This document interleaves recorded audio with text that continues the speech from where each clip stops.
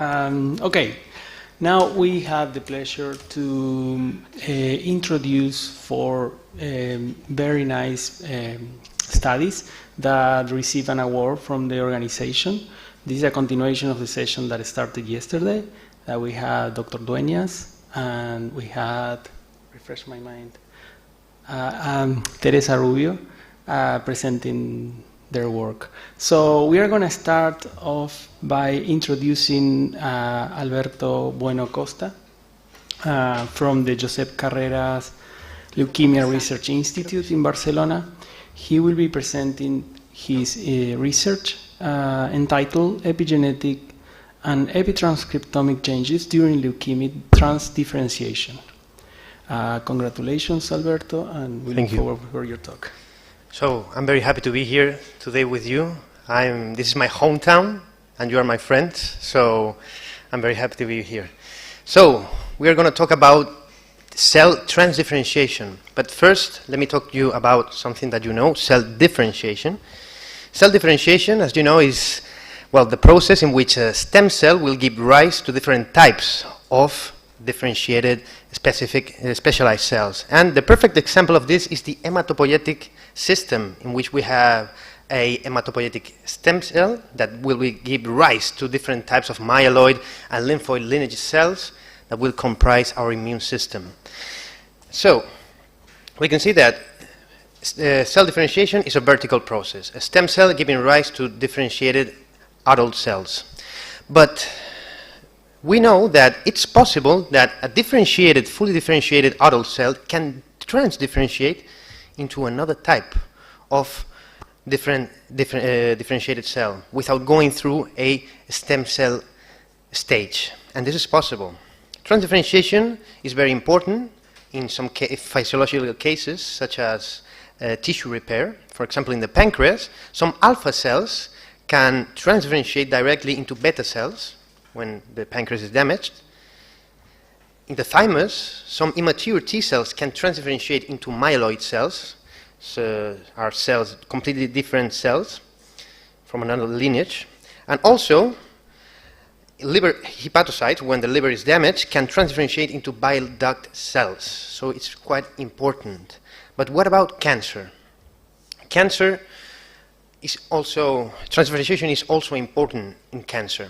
And the gold standard of transdifferentiation is the prostate cancer.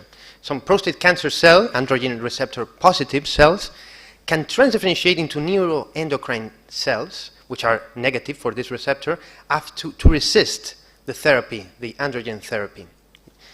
And also it's quite important as a cancer initiating event in liver and pancreas cancer transdifferentiation. And what about leukemia? Since we are a leukemia research institute, well, it seems that it's also important. For example, we have this 52-year-old woman case with which she has a follicular lymphoma, a type B leukemia. She enters in chemotherapy, she enters in remission, but after 2 years, sadly, a new cancer appears, but not lymphoid, but myeloid leukemia. So the doctor said, well, it's a new cancer. But they studied the genome from the first one and the second one, and they saw that they share the exact same mutational background. They have the same mutations. So they said that, well, it may be a case of transdifferentiation. So we became interested in these cases. And, well, in order to study this in our lab, we used this great cellular model. It's an in vitro human leukemia transdifferentiation model created by Thomas Graf back in the day, in which they transduced a CBP alpha gene inducible with estradiol into leukemic pre-B cells.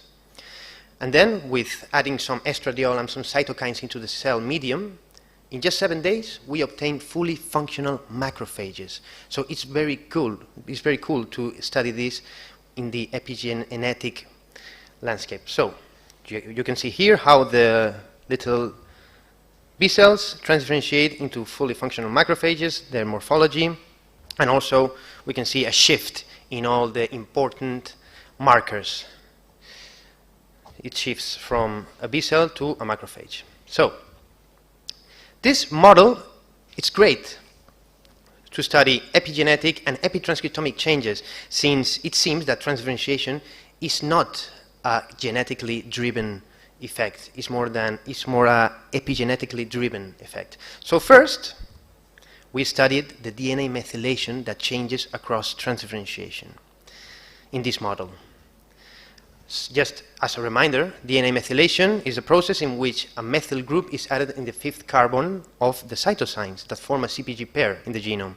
And the dogma, the classic dogma, is if the promoter is hypermethylated, the gene is down-regulated, and if the promoter is down-methylated, the gene is overexpressed. So, by knowing this, we perform an DNA extraction at different time points of the transdifferentiation, and we perform a DNA methylation array, interrogating 850,000 CpGs across the genome, and we expected thousands of changes, but we found this. Just 250 CpGs were differentially methylated across the transdifferentiation, and most of them, they were down-methylated. And so we studied what is going on with the enzymes that add this M5C, this methylation. And we found that, yes, indeed, the important methyltransferases go down upon transdifferentiation. So this correlates with this down methylation across transdifferentiation. So we asked ourselves, okay, where are these CpGs located? We expected that they were on promoters, but no. Surprisingly, they were only 15% of these 251 CpGs are in promoters. Most of these CpGs are either in distant genomic regions, very far away from genes, or inside the genes, in the gene body. So, well, classic. We asked first what is going on with the promoters, and we found that, indeed, these CpGs are located in important promoters of genes that are regulating these macrophage functions. And we did a validation, qPCR, BSP, Western blot, cytometry, and indeed we found out important genes that regulate these pathways. But our question is, what is going on with this?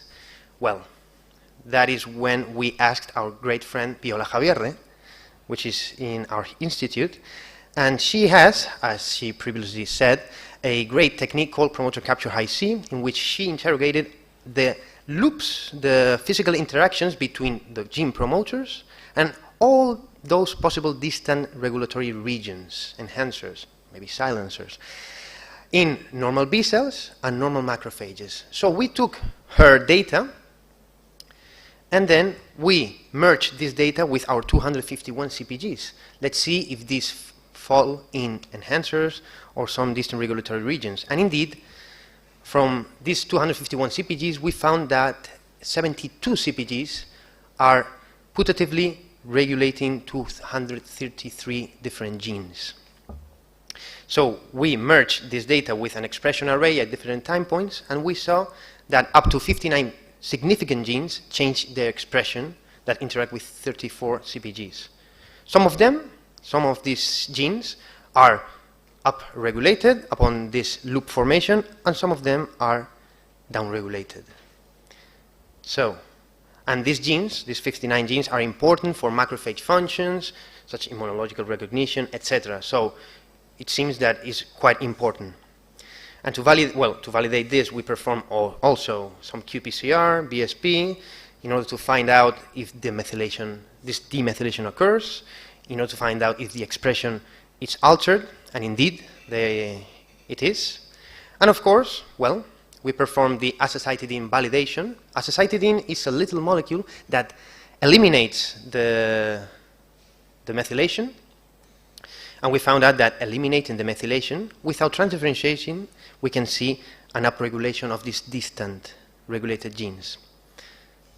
And finally, we validated some loops, and we can see here, after transdifferentiation, we see an increasement on loop formation. So this is our results for this first part. And as Viola said, the DNA is not stochastically put inside the nucleus. It's very, very well organized. It's like a map. And each cell has its own unique map. And we have seen that methylation at distant regions it seems that it regulates this change of map, this transdifferentiation process. So very interesting. So epigenetically, it seems that transdifferentiation is regulated. And it's published very recently. But next question is, what about epitranscriptome? And this is something quite very new. It's a new field. And what is epitranscriptome? The epitranscriptome, well, epitranscriptomics study the modification that affect not DNA but RNA. And there are more than 170 different RNA modifications in tRNA, in ribosomal RNA, messenger RNA, each with its own unique function. But we are interested in the, well, most common modification in messenger RNA, which is M6A. It's the methylation of adenosine in the carbon, in the 6th carbon. And this is regulated by many enzymes, writers, the one that put this modification, erasers, readers that interpret this modification. So there are a lot of enzymatic and protein that regulate these pathways.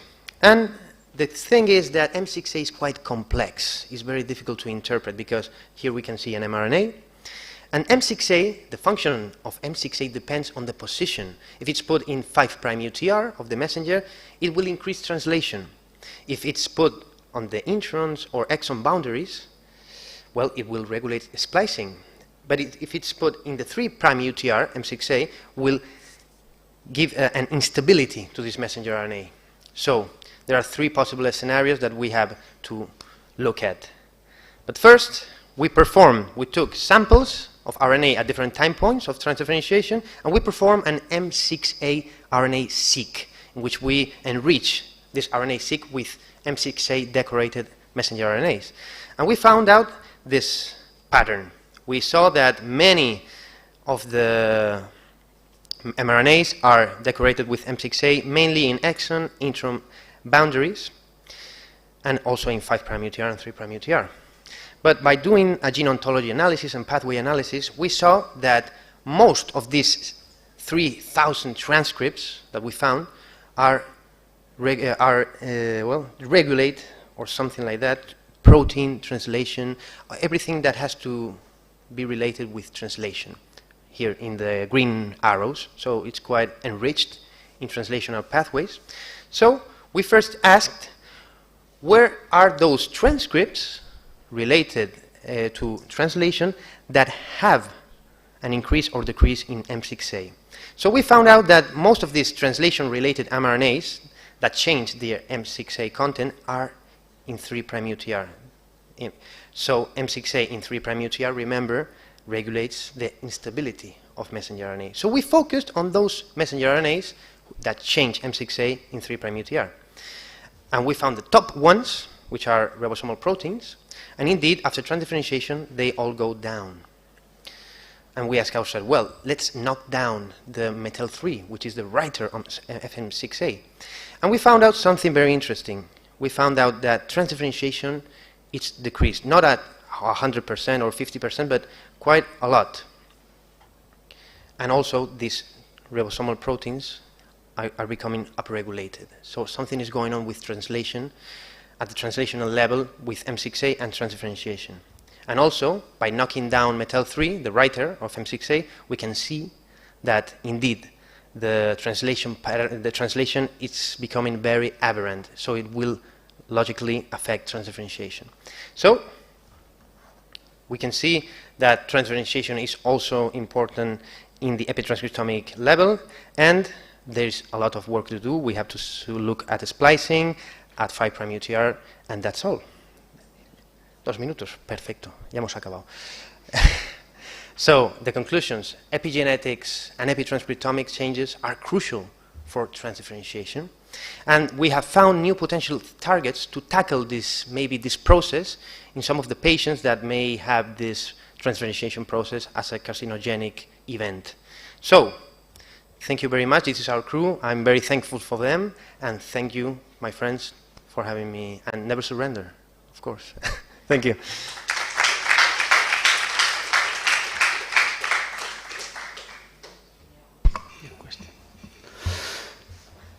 Very nice job. Thank you. Any question from the audience or the virtual attendees? Mike?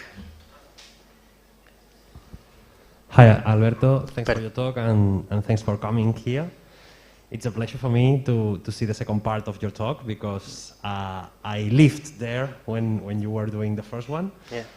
And I was interested in the M6A deposition. Yeah. And you said that a relatively high percentage is found in introns. That's it. Nice catch.